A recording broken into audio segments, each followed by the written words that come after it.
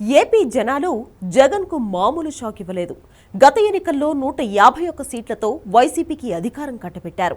Cut చేస్తే ఈసారి కనీసం ప్రతిపక్ష హోదా కూడా లేకుండా పోయింది. 151 సీట్లతో తిరుగులేని విజయం సాధించిన 5 ఏళ్లకు కేవలం 11 సీట్లకు పడిపోయింది వైసీపీ. అయితే ఈ ఓటమిని జగన్ ఇంకా ఒప్పుకుంటున్నట్లు కనిపించడం లేదు.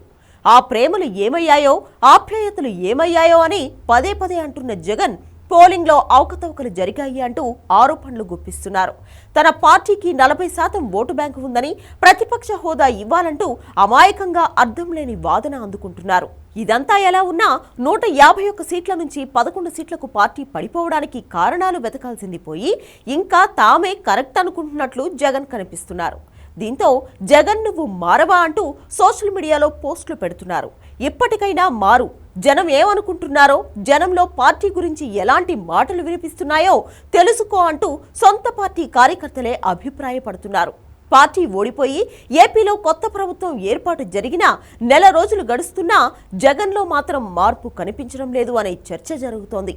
ఇప్పటికీ తాను అద్భుతంగా పాలించారని, అయినా జనంతరులు ఓడించారనే అభిప్రాయంలోనే ఉన్నట్లు కనిపిస్తున్నారు. ఓడిన తనకే జనాల్లో ఆదరణ ఉందని, గెలిచిన చంద్రబాబుకు లేదని ఆయన మాట్లాడుతుండడం మరింత విచిత్రంగా కనిపిస్తోంది. జైల్లో ఉన్న మాజీ ఎమ్మెల్యే పిన్నెల్లిని పరామర్శించిన జగన్ ఆ తర్వాత మీడియా ముందు మాట్లాడిన మాటలపై కొత్త చర్చ జరుగుతోంది. అన్యాయం జరిగింది కాబట్టే పిన్నెల్లి ఈవీఎంలు పగలగొట్టాడని, దానికి కోర్టు బెయిల్ ఇచ్చింది కదా అంటూ జగన్ మాట్లాడిన మాటలు ఇప్పుడు హాట్ టాపిక్ అవుతున్నాయి. జనాల్లో వ్యతిరేకత వల్ల వైసీపీ ఓడిపోలేదని, జనాలకు మంచి చేసి పార్టీ ఓడిపోయిందని, చంద్రబాబు చేసిన మోసపూరిత హామీలకు జగన్ కాస్తో కూస్తో ఇదై ఒక 10% కాస్త అటు షిఫ్ట్ అయి కూటమి అధికారంలోకి వచ్చిన పరిస్థితి అంటూ జగన్ మాట్లాడిన మాటలపై ఇప్పుడు భిన్నాభిప్రాయాలు వ్యక్తమవుతున్నాయి. జగన్ ఏమాత్రం మారలేదని, ఇంకా తాను గొప్పగానే పాలించారనే భ్రమలో ఉన్నారంటూ కామెంట్లు వినిపిస్తున్నాయి.